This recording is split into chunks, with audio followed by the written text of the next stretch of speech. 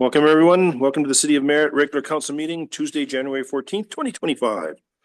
Land acknowledgement. We would like to begin this meeting by acknowledging that we are gathered on the traditional, ancestral, and unceded territories of the Inca, Kappa, and Selk people. No late items, public input. Do we have any? No in public input. 4.1, Special Council Meeting Minutes, December 17th, 2024.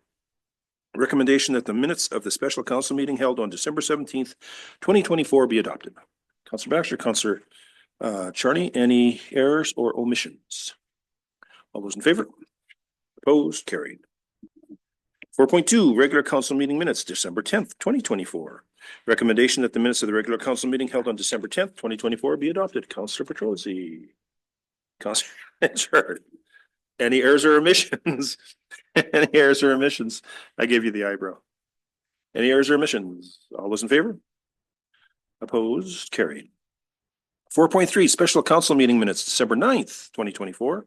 Recommendation that the minutes of the Special Council Meeting held on December 9th, 2024 be adopted. Councilor Ogan, Councilor Charney, any errors or omissions? All those in favor? Opposed? Carried. General matters none, unfinished business none, bylaws none. New business, 8.1, 2024-2034 Community Works Fund Agreement. We have two recommendations. Probably let's just go through it and I'll make the recommendations at the end. CO? Sure. This is just our gas tax agreement for the next 10 years. It just has a nicer name now, the Community Works Fund. So we need to get that signed off so that we can start to receive our payments. Thank you. So any questions on this at all? Councillor Etchart. Under some of the eligible pieces, it looked like they had provisions in there towards things like wastewater. So are there any restrictions if we wanted to put things in for either arena or building pieces like that? CO? Gas tax is a fairly broad infrastructure. Yeah. It's one of our more flexible ones. So yes, but for that very reason, it's because of the broadness of it that we try and keep it in the unrestricted reserve. Okay. For sort of those emergency purposes or when we need to find additional matching funds. Because the way it was talking about the planning and the committees and stuff like that for annual checking, do we have to do that or it just be the committee that does that? Because when we were reading in the report, it was saying something about the audit committee and annual reporting and whatnot. So we do have annual reporting. It's just as we expend it with the Community Works Fund. What they don't want to see is communities sitting on it for 10 years with no plan for it. Yeah. So there has to be sort of a plan for how it's going to get spent. And so that's kind of what the reporting is about. Okay. Yeah. Thanks. Thank you. Any other questions? We have two recommendations. Recommendation that council approve the 2024-2034 Community Works Fund Agreement as presented.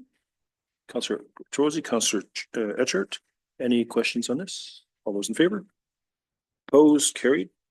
Second recommendation that the mayor and corporate officer be authorized to sign the agreement on behalf of the city. Councillor Ogan, Councillor Charney, any questions on this? All those in favor? And I would suggest maybe hold on to that, keep that in a file or something, just in case you ever have to refer back to it, because we may have some questions on it. That's just me. 8.2, 2025-2029 financial plan update. We have a recommendation that council receives the January 9th, 2025 report of the Director of Finance entitled 2025-2029 financial plan update for information. So this is information only. So CFO. Actually, there's an opportunity for some additional discussion around budget options here. So although we're not asking you necessarily at this point for a resolution because we are going to community engagement, the CFO and I have just been able to evaluate a couple of things to give you some more opportunities to look at how you want the tax level to be addressed. Councillor Turner. I don't know if we're going to get the opportunity to look at some of the expenses and capital expenditures. Like I have a really hard time with just passing a graph because I don't have specifics. So if someone says, well, what are you spending your budget on? I don't know. All I know is I got a bar graph. And I don't know how Parks and Recreation City Works and I don't know how they're spending their money. So, I mean, I could be approving a $2 million grader that I'm just saying I need more specifics for, I don't need your 24,000 line items. But I know last year in that we went through quite a few of the more expensive projects and projects. And I would like to see that because I have no meat to this. I just have a graph and I don't have a clue as to what the city is going to be spending their money on. In the CFO's last presentation to you, we specified which things that we had some carryover items from last year and what the That's right. new capital asks were and those costs. So that's what that graph makes. That's what makes up that graph. So the things that you approved last year that didn't get completed. Yes. I And then understand the additional things in each capital section, he identified what those things were and the estimated costs for each of those things in that last presentation. The operational side of the budget, there's no changes. It's, hours of work, it's gas, it's electricity, some computers maybe, it's the operational stuff. It's the very basic. And as we said, we've taken out a lot of the contingency level things in an attempt to make sure that we're not holding monies in the budget that are not getting spent year to year. They're getting spent, once every 5 years. Those are things that we should come back to council and ask for additional funds for rather than holding them in the budget, which increases the level of taxation. Right? So, that's where the 24,000 lines come in, is when we go through gas for this truck, gas for this truck, gas for this truck. Like you don't want to see that. Like each truck No. has its own gas line. I was kind of looking at what we looked at last year as we had, more specific items. So I'll have. We I'll have we to still review. have ways to go in the budget. We haven't even done grant and aid yet. No, we haven't done grant name. So we still, budget isn't done. This is just where we've gotten to, because we did have the presentation on the items that we are thinking of funding. We've also talked about a few of the 25 options that we've been given. We still have That's not good. decided that yet. So we Yes. have a long way to go. And I think that's where your questions on more meat would come in, and not steak, but maybe stew. And, so that's where you'd be able to ask some of these questions. So we still have a ways to go yet. Yeah. And to be so honest with you. I think ultimately, like the capital things that we've brought to you this year are the things that are must do's versus anything that looks like it might be a nice to do. Right? These are the bare minimums in order to keep the costs down. So that's that list that the CFO provided under each capital section, what was new. And so anything that we've added for this year is the bare minimum of what needs to happen infrastructure wise in the city. Like the whole arena needs a renovation, the whole aquatic center needs a renovation, but ultimately we can't afford to do an entire retrofit of both of those buildings without additional funding. So you don't see an entire retrofit in the plan at this point because we haven't identified any sources of funding that meet our needs for those. And as we do, then we would come back and say, okay, we have, five for the pool, for instance, we have $500,000 allocated for the mezzanine in the mechanical room for that to get fixed.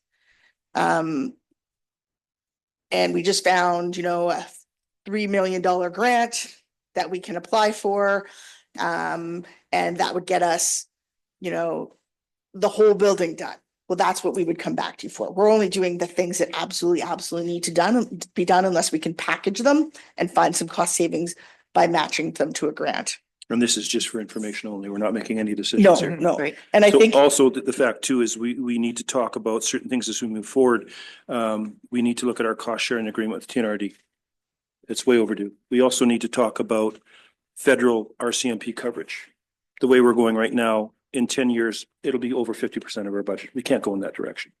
So we need to talk about these kind of things as we move on, what we can control and what we can't control. But I believe what we have talked about are the items that we have to do this year. We've talked about it. It's been put in front of us. But again, this is only for information only, and you'll still have plenty of time to ask the Yeah. questions. And I think that once you have public input, you'll be able to come back and say, look, the community really doesn't want to be at this level of taxation. What can we take out? And that's those 25 packages or whatever, like, there's not really any fat in the operational budget, other than reducing service. Yep. So that's that level of service part, right? We have the funds to operate the level of service that we currently offer the community. Reducing the level of service will bring the cost down. Increasing the level of service will bring the cost up to the consumer, the resident.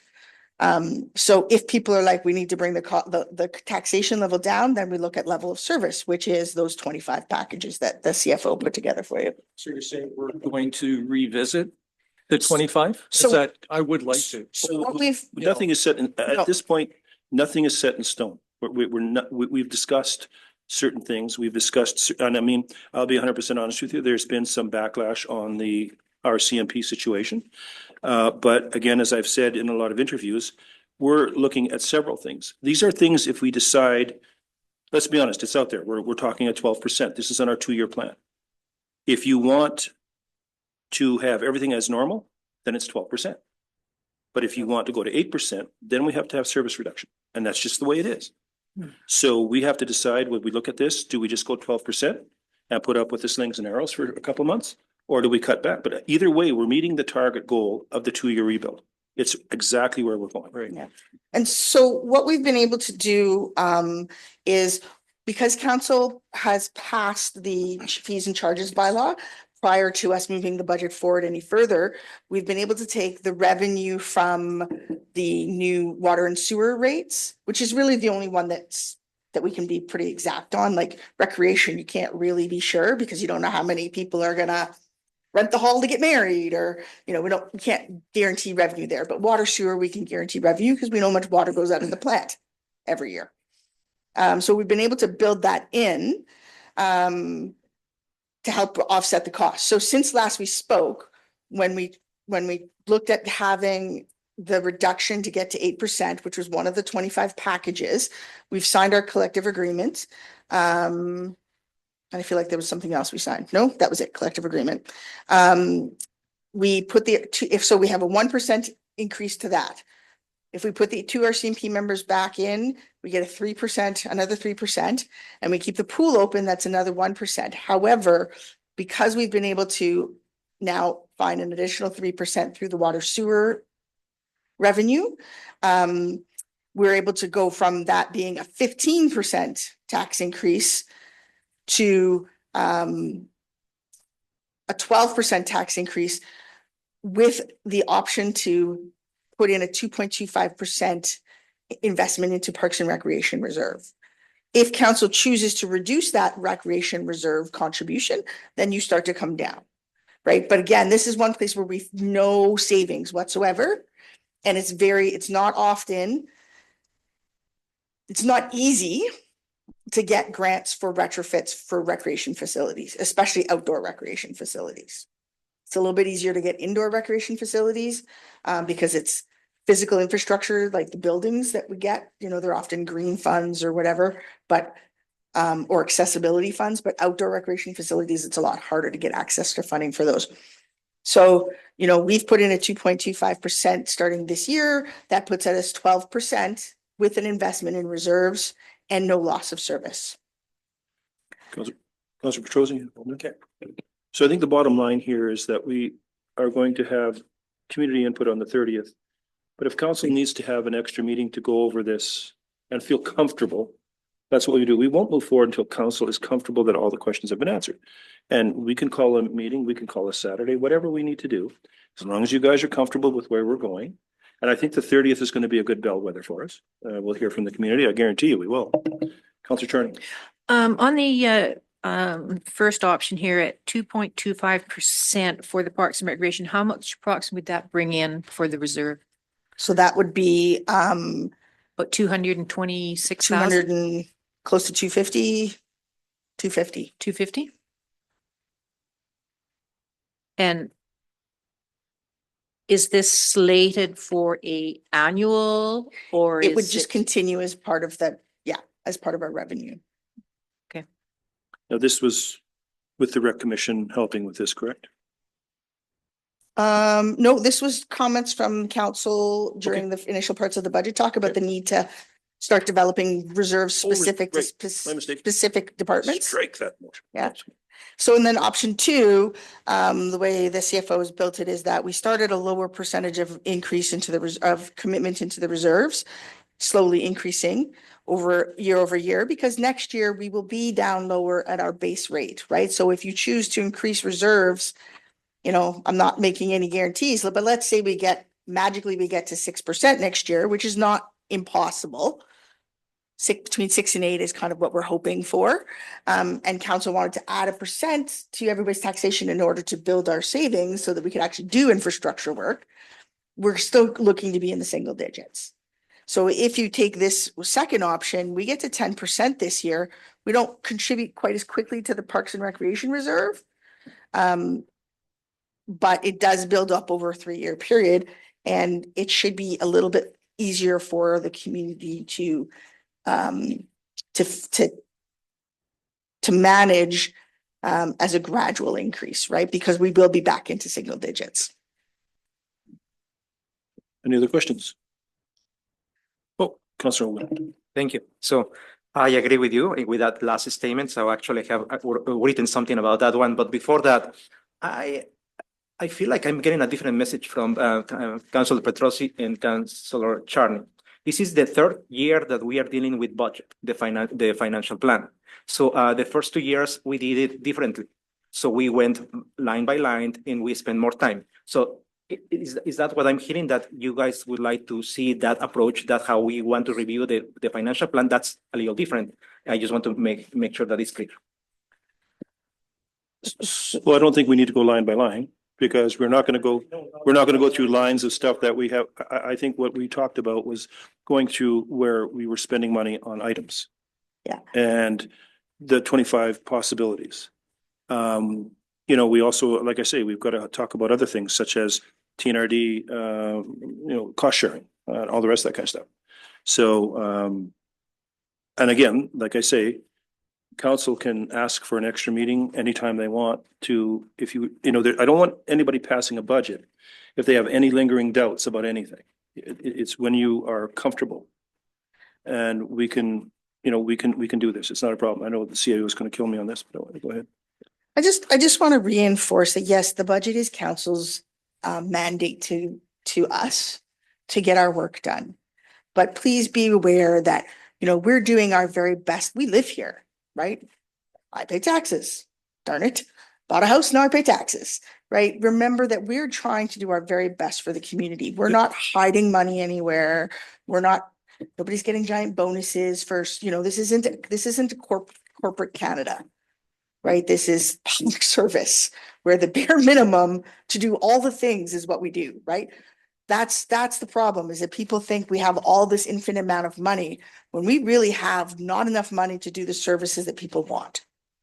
And if people want this level of service, they have to recognize that every year it's going to cost more, because there is inflation. Whether or not we offer the exact same services every year for the next 20 years, every year they're going to cost more, because every year there's inflation, right? So there will always be these additional costs, but we are working very hard and put a lot of time into those 24,000 lines.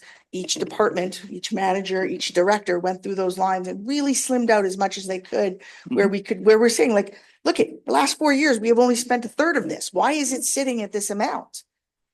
Right? Like, let's make this a more realistic amount. And that was the process that we went through. When we bring you some final things about the budget, it will be to make some decisions about, is there anything here you don't want to do? If there's an infrastructure project that you think we need to put off, and it's not going to risk our community stability or sustainability, that's a discussion to be had, right? And you have those infrastructure projects in that first report from the CFO. When you go to your community consultation on the 30th, you'll be able to hear the feedback from your residents, and we'll do a what we heard report before the next budget meeting.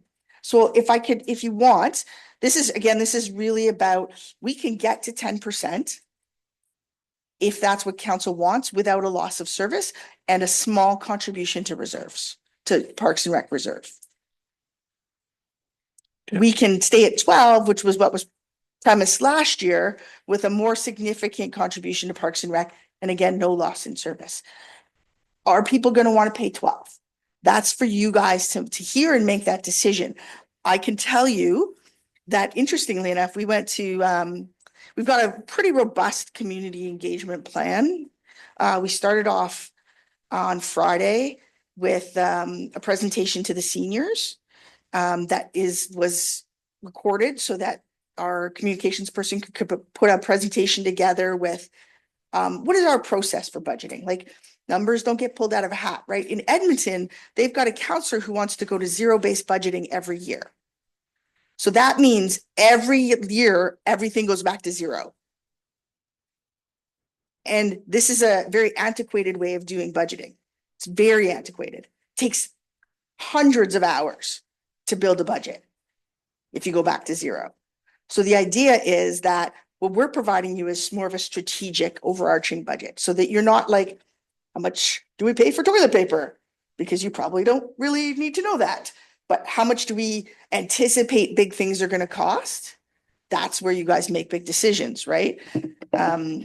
Do we need to reduce services? Do we need to increase services? What are we recommending?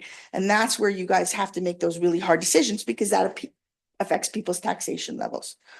So during that seniors meeting, it was interesting. We heard from some seniors that we're not charging enough.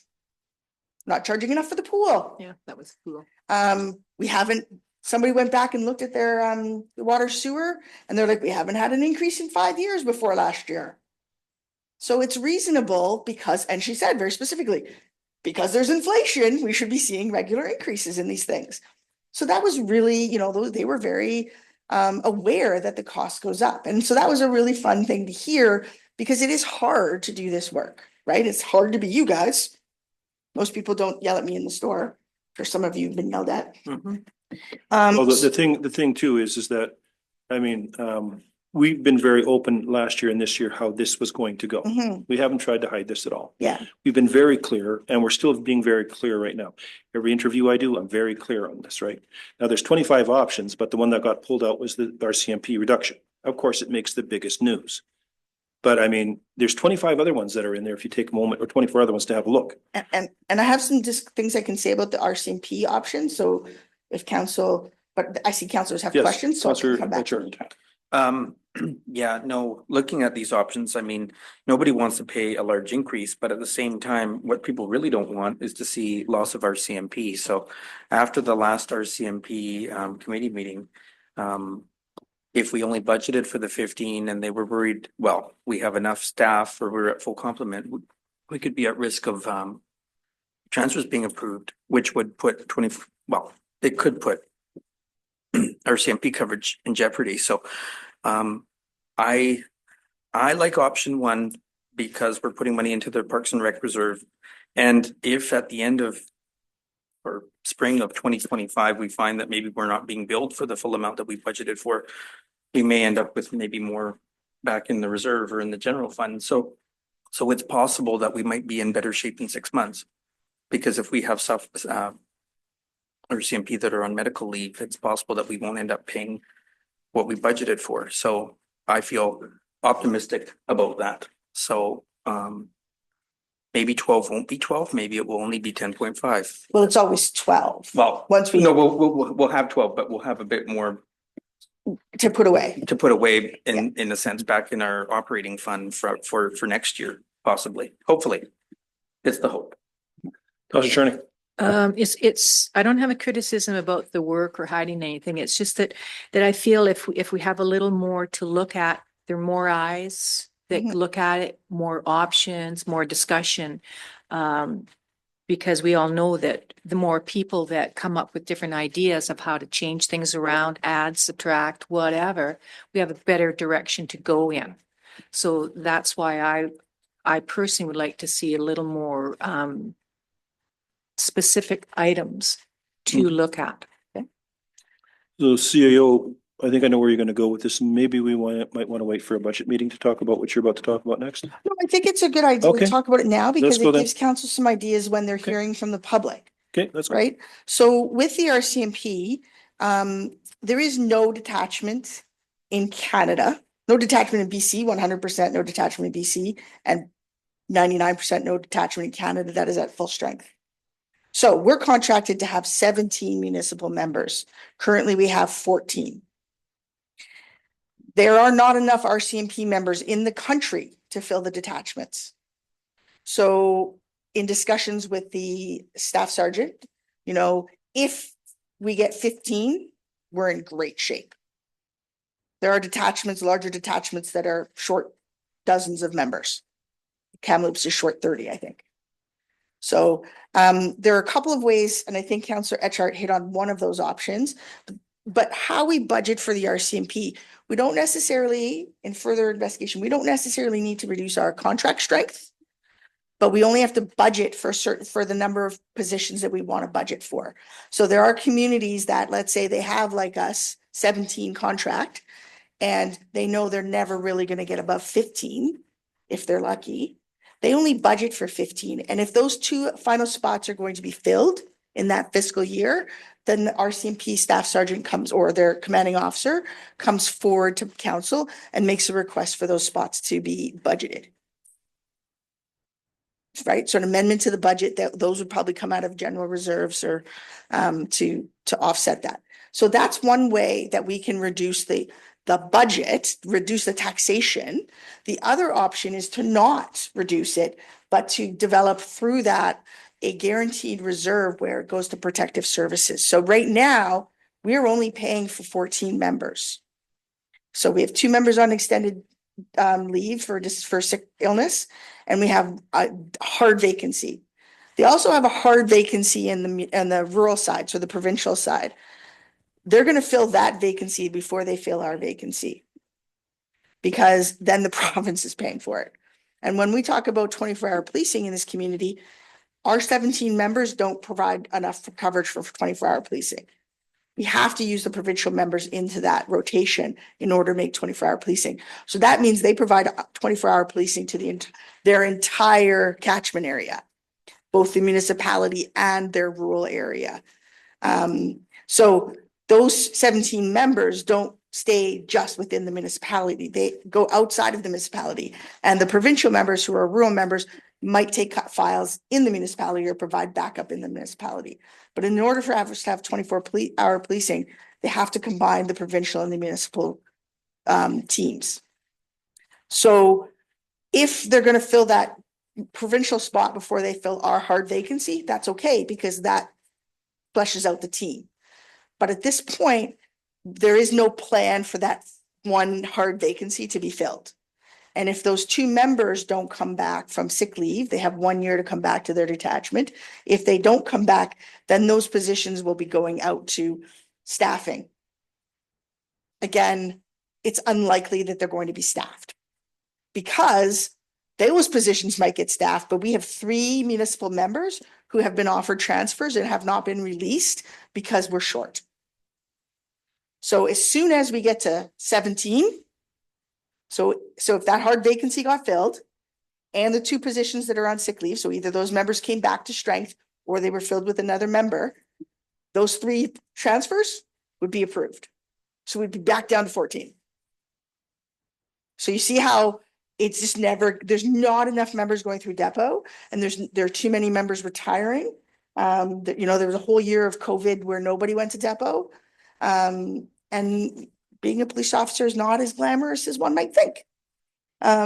So it's really going to be hard. So you have that option to only budget for 15, and that gives us a 1-person kind of buffer at this point, or to continue to budget for 17. But much like we're talking about setting this Recreation and Parks Reserve, is any surplus, instead of it going into general revenue, goes directly into a Protective Services Reserve, because we know there are thousands of additional dollars that are being allocated to the RCMP right now to to modernize equipment, right? So there's new firearms coming, there's new body armor coming, there's new ballistic weapons coming, there's new Body cams. shields, like cameras, like there's so much stuff coming, right? That we have to pay for. We pay 100% for every single one of our members for that money. For that. So we're going to continue to see those costs rise. Plus, we also have significant costs in replacement of fire trucks. We have costs we don't have any money to replace our dog pound, right? So if council said, okay, we're going to budget for the 17, keeps us at 12 or 10, depending on how much reserve for Parks and Rec you want to do. We budget for that full 17 with the guarantee that any surplus goes directly into a designated reserve for our protective services. So that broader protective services portfolio. So those are the kinds of decisions that people might ask you about at the open house. And that's kind of why for financial committee, we kind of wanted to talk a little bit about what the open house is going to look like and how we've got it set up. So that's why we wanted to invite all of council to attend that meeting. Does that make sense or did I say too much? Councillor Charney. So if we go to budgeting for less members, we budget for 15. What is this 3% increase here? What are we budgeting here at 3%? How many members? 5. Pardon me? Sorry, we'd be budgeting, 15. We'd be budgeting for 15. So this if we took- 3% increase is for budgeting for 15? No, that would be taking those away, those 2 members away. We would take that 3% off. Oh, that's what I'm saying. Yeah, Yes. we would remove that 3%. Okay. So if we did budget for 15, Mhm, you would take that 3% off mhm, and would bring that 12% down to 9%. mhm. But it misses an opportunity for reserve building. So there's positives and negatives there. Okay, so for sure. I see. So you have that choice, put that 3% into that reserve or reduce the taxes by 3%. Mhm. Yeah, The one thing we have to be aware of is that we grow, eventually we're going to be tasked for a second fire station. yeah, that's So the other thing. the fund that we put the money into could go towards helping that once that day arrives. And we're not going to get a lot of notice on that. We're just basically from the fire underwriter or whatever saying it's time for a new fire hall. And ultimately with the Mako building going in and Yes. any additional light industrial on that side of the river, we are 100% looking at a new fire hall in the nearish future within the next 10 years. So something to digest as we move along. Mhm. And so that's going to be really important dialogue that you're going to probably engage in about how to reconcile the cost of our CMP budgeting at this point while keeping our 24-hour policing. Recognize again that doesn't mean that our municipal members only stay in the municipality and the provincial members only stay in the rural area, but there is a lot of crossover. So we have a few things that we're anticipating. So we've got the seniors session that we did and is going to go out on our socials. We have a number of did you know postings that are going to go out over the next few weeks. The first one will go out today. So the different levels of government.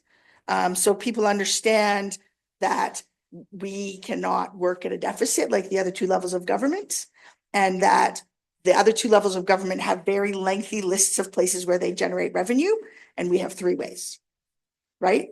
They get royalties from mining. They get all kinds of things, whereas we get 3 things: taxation, user fees, and grants. And that's it, right? And we have to do a lot. We have a very lengthy list of things that we do and that directly impact people on a daily basis. Thank you. Oh, Councillor Charney. And I think that was a very good point that the CFO brought up at that meeting, that the municipal government cannot run a deficit because, we all hear in the news about the provincial deficit, the federal deficit, and people just assume that municipal governments also run into deficits. So I think that was an excellent point to bring up.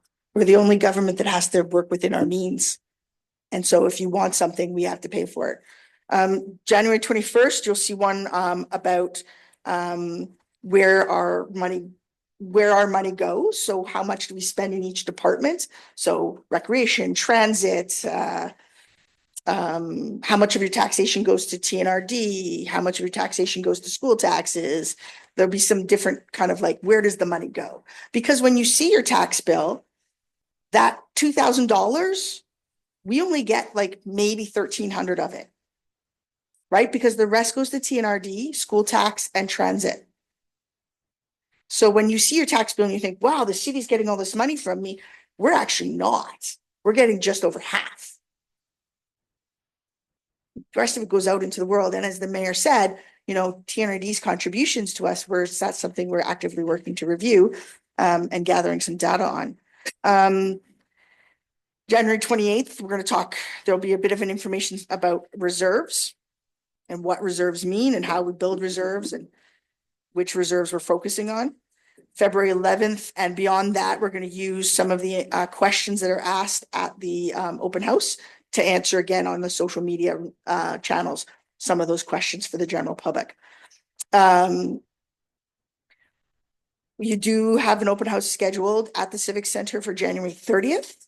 We have 2 sessions so that we can meet the maximum number of people, noon to 2 and 6 to 8. Of course, not every counselor has to be at all of them, at both of them, but if you can make it to one, and we'll have various stations, so we'll review that with you on Thursday at the finance committee meeting, if you can attend that. Otherwise, we have to find another time to get together and tell you about how it's going to look. February 28th or 25th, we're looking to share with you and with the community what we heard report that will come out of the January 30th sessions. So what is the community saying about the budget? What are they saying about levels of service? Where do they, what are they comfortable with? And that's going to just help to frame where you guys are going in your decision making. We're hoping to have March 11th be our first, second reading of the budget bylaw. 3rd if we're lucky, and March 25th for 3rd reading and adoption. Recommending that we're going to also put out a lot of media about the fact that if you want to come and have a say, those are your times to come in for public input. If you want to come in and formally have a say about the budget and have it on record, those are the days to come in and do public input. They can obviously speak to any of you at any time, but if they want it on public record, those are the days to come in. And then that gives us April as a buffer period in case we don't get through this in March, because we do have to have everything finalized by May 14th. That's both the budget and the taxation bylaw. Thank you. Thank you. And I'll send you guys an email about this. Any other questions? And of course, this is for information, so we'll move on to 8.3. 2024 drift grant approvals, HRVA and sandbagging machine. We have 3 recommendations, and I guess we will run those recommendations after we have any conversations. I think it's fairly straightforward. You've got the information in front of you. So recommendation that council review the 2 emergency program disaster resilience and innovation funding drift grants. Councilor Petrosi, Councilor Baxter, any questions after your review? Anyone? Those in favor? Opposed? Carried. Recommendation 2, that council approve the management of the 2 drift grants. Councilor Baxter, Councilor Etchart. Any questions on that? Those in favor? Opposed? Carried. Recommendation that council direct staff to provide oversight for the implementation of the 2 drift grants. Councilor Etchart, Councilor Olgan, any questions? Those in favor? Opposed? Carried. Thank you. Thank you very much. Thank you for the explanations. Notices of motion. Notices of motion. Reports from council. Councilor Charney.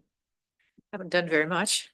But yesterday I went to an ICS course, Incident Command System. Adam Hart set that up, and there were quite a few city workers there.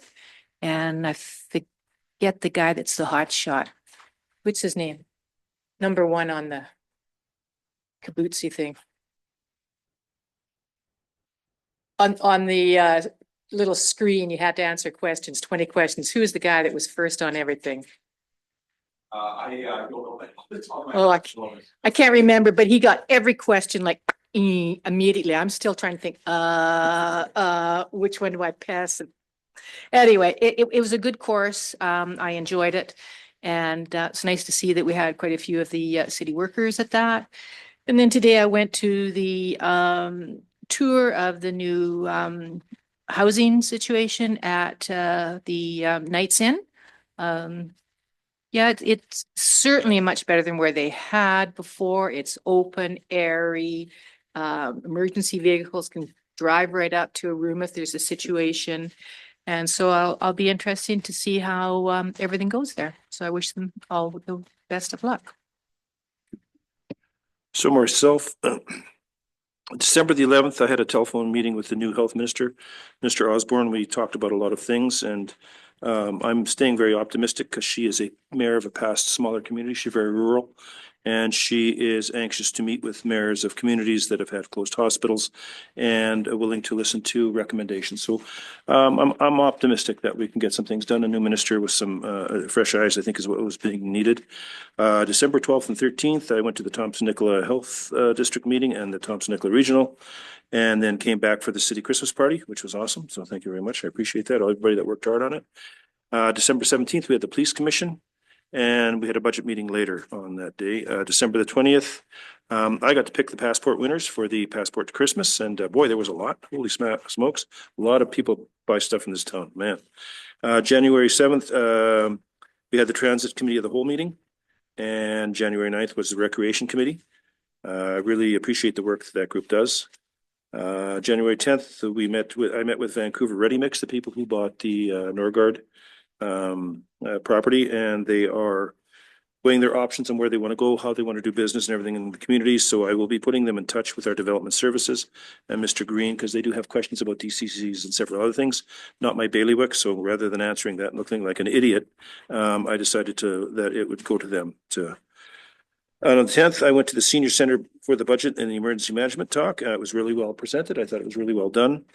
And just let everybody know that our e-petition was successful, and it has been tabled until the return of government. And we're working on a plan on what that's going to look like as we move forward. So I wanted to say thank you to everybody who took a moment to fill out that and get us to where we need to be. I know a lot of it came from the community. I know a lot of it came from out of the community. So people want to see us get a fair deal. So we are working with Minister Dan Elvis and our crew, and once we find out what happens with the prorogue of government and who steps into the chair and whether we have an election in May or when in October, we'll be able to move a little bit more on that. So it's a little bit on hold right now. So that's just me. Let's push the button. Councilor Petrosi. Okay, New Year's, I attended the balloon drop at the Civic Center for the little kids, and it was really well done. How many did you push out of the way?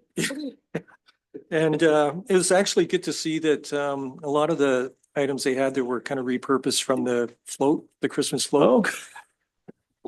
So it was good to repurpose some stuff and not buy new. So it was really well done, and yeah, quite a few people attended, so it was a lot of fun. This past weekend, went for a walk in behind the Mako building and that whole complex, and I was just amazed. It is just a huge building. Had a few questions, or a question: are they going to be renting out any office space in that building? This building is just so big that That's the first of two. wow, There'll be a second one. that's incredible. That's the first of two. So if you haven't had a walk around it to actually, you can see from the one side, but if you can actually walk in behind. So just incredible. Community of the whole last Tuesday on the presentation on transit, great presentation. And toured the homeless shelter today, and great to see. And I think they're going to have a few growing pains to start with like anything that's new, but I think if they're proactive and nip things in the butt ASAP, things could be very positive. So. Nobody else? Let's stretch it. I think a lot of the other things were already mentioned. The police committee meeting in December was very eye-opening. It was really good. Councilor Petrosi and the mayor was there. Last week I was at the museum regular monthly meeting. A lot that they're hoping that they can do, putting on showcases of information that are there. So it's always nice that they can have visitors and donations and pieces there. I think it gives a lot of information for the community when people want to look up artifacts and different things. But like any business that's being run, of course, they only have so much budget to have equipment and information. But I think it's very good. And then transit meeting last week, which was good to see what's happening with routes. And yeah, that's about it. Thanks. Anyone else? We have information items. We have 1, 2, 3 of them. Anybody have any questions on any of those 3? They're all pretty straightforward. CO? I just like to point these ones out, for the information items. Another grant, application that went in for, emergency, support services. So that's in your information items, but that is a grant that the staff have submitted, doesn't require a council resolution this time, so, but we're always looking for more money. Thank you. Well, with that, we are adjourned. Thank you. Thank you, everyone.